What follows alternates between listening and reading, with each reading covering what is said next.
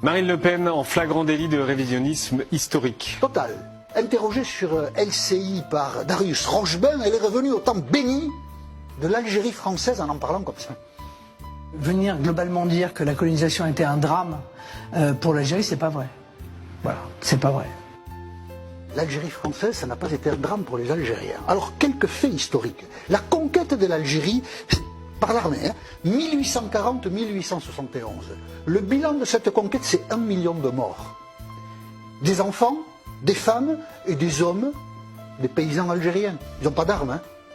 Trucidés. 1 million sur 3 millions à l'époque. Ça, si ce n'est pas un drame, je me demande bien ce qu'est un drame.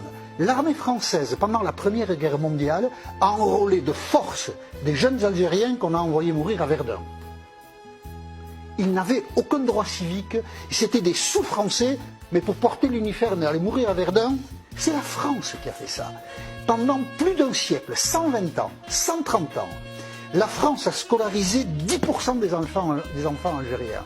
La France, alors que l'école républicaine était obligatoire pour tous, mais les Algériens n'étaient pas des citoyens, la France a organisé la déculturation d'un peuple, l'abêtissement d'un peuple pendant 130 ans. Alors la France, je pense que c'est ce que veut dire Marine Le Pen, a fabriqué des ponts, des routes et des hôpitaux en Algérie. Ça c'est vrai.